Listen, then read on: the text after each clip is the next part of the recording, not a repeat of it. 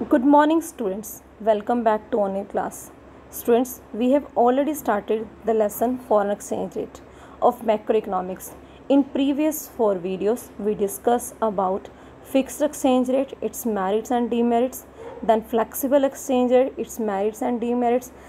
Then we discussed about the managed floating system, and also we have discussed foreign exchange market, its function, component of demand for foreign currency and supply foreign currency. In today's video we are going to discuss some new terms related to foreign exchange. बेटा जब हम currency को bye करते हैं या foreign currency को bye करते हैं तो we use two words, one is appreciation and depreciation and something devaluation and revaluation. Today we are going to discuss same topic. So first of, what is a foreign exchange? Foreign exchange mean foreign currency. Foreign currency, these are some examples, just like a dollar, pound, European currency, rupees. So many currencies are, these are the example of foreign currencies. Now beta, what is depreciation and appreciation? Depreciation refers to fall in the value of currency caused by the demand for foreign currency exceeding the supply in the market.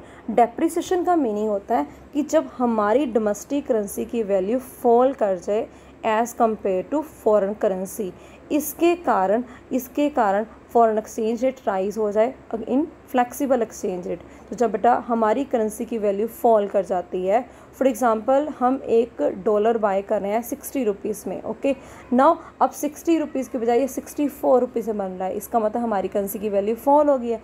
अब currency की value fall होने से क्या होगा, home currency का जो value fall होने की वजह से परचेजिंग पावर फॉल हो जाएगी.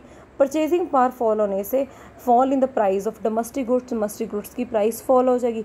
अब डोमेस्टिक गुड की प्राइस में फॉल फील हुई है तो इसकी वजह से क्या होगा, हमारे एक्सपोर्ट बढ़ जाएंगे इन नेशनल मार्केट्स. और नेशनल मार्केट में हमारी गुड्स बड़ी इजीली कंपटीशन को फेस कर पाएंगी. एक तरफ हमारे एक्सपोर्ट बढ़ेंगे तो बेटा दूसरी तरफ हमारे इंपोर्ट्स कम हो जाएंगे. तो net export minus import formula we have already done. अगर हम इस फॉर्मूले को यूज़ करते हैं तो एक्सपोर्ट हमारे ज़्यादा है, इंपोर्ट बेटा हमारे कम हो गए. डेप्रिसिएशन के कारण तो क्या रिजल्ट निकलेगा, हमारी नेशनल इनकम राइज हो जाएगी. Whereas second concept that is appreciation. अगर हम एप्रिसिएशन की बात करते हैं तो एप्रिसिएशन के अंदर हमारे पास कंसेप्ट आता है that is rise in value of domestic currency. Domestic currency की वैल्यू अगर राइज हो जाती है तो हम उसको एप्रिसिएशन कहते हैं.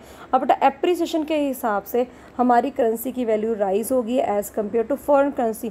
तो ये बिल्कुल डेप्रिसिएशन के ऑपोजिट है. फ्लेक्सिबल एक्सचेंज रेट में जब हमारी करेंसी की वैल्यू राइज हो जाती है as compare to foreign currency, it mean purchasing power of domestic currency rise as compare to foreign currency.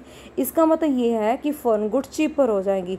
अब हमें एक्सपोर्ट महंगे पड़ेंगे और इम्पोर्ट सस्ते पड़ेंगे. तो according to formula of net export minus import ये डिक्रीज हो जाएगा और हमारी नेशनल इनकम फॉल कर जाएगी. तो ऐसे केस के अंदर हम डिस्कस करते हैं that is appreciation and depreciation of currency.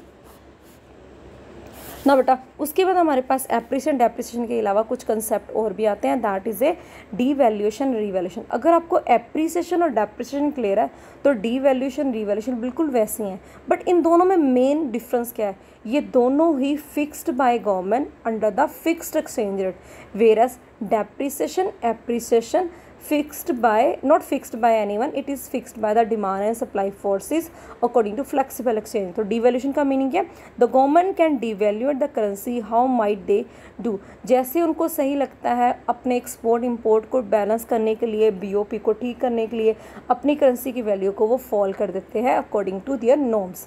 Okay revaluation के अंदर वो अपनी करेंसी की वैल्यू को जिस तरह से अप्रिशिएट करते हैं उसी तरह से इसको राइज करते हैं. और दोनों का रिजल्ट चाहे डीवैल्यूएशन है और डेप्रिसिएशन है और चाहे रीवैल्यूएशन और एप्रिसिएशन है, इन दोनों की टेक्निक अलग अलग है, दोनों के मेथड अलग अलग है. डीवैल्यूएशन रिवैल्यूएशन फिक्स्ड के अंदर by government, depreciation appreciation by the demand and supply forces by the flexible exchange.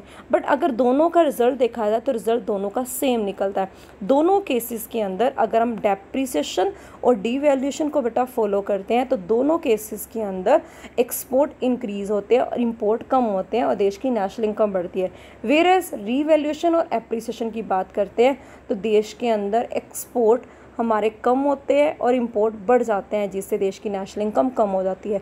तो devaluation and depreciation take place in every country but it depend upon the conditions, किस तरह से इसको apply किया जा रहा है। तो ये हमारे पास कुछ कंसेप्ट है जिनको बेटा हमने डिस्कस किया, और इनका यूज़ कर हम जीडीपी को कैलकुलेट, इनका यूज़ करके हम इन वैल्यूज़ को चेंज कर सकते हैं। डेप्रिसिएशन एप्रिसिएशन ये दो कंसेप्ट हैं that are part of national, that is a part of.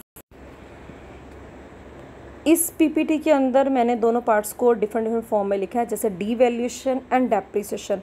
तो फर्स्ट पॉइंट मीनिंग है, तो meaning as it we have discuss, devaluation mean fall in the price of domestic currency in term of foreign exchange. And depreciation का meaning क्या होता है? Depreciation का मतलब होता है सेम थिंग, करेंसी की वैल्यू का फॉल होना। लेकिन इस दोनों में फ़र्क क्या है? अक्रंस में it is done by the government, it is done by the market forces, ये आपको पॉइंट क्लियर है। देन बेटा डेप्रिसिएशन और एप्रिसिएशन दोनों के अंदर, एक के अंदर fall in the price of domestic currency और दूसरे rise in the price of domestic currency. लेकिन दोनों के केस के अंदर, एक केस के अंदर डोमेस्टिक गुड्स चीपर हो रही है, दूसरे के अंदर फॉरेन गुड्स चीपर हो रही हैं, लेकिन गवर्नमेंट की इंटरफेरेंस कहीं भी नहीं पाई जाती।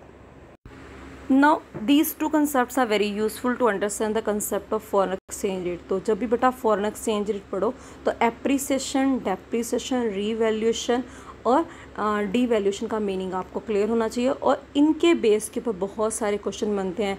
For example effect of devaluation on export, effect of devaluation on import, devaluation और depreciation are both are same things, appreciation और revaluation are same thing. 1 marks में question, is it any similarity between appreciation and revaluation? Yes, one similarity is there, both results are same.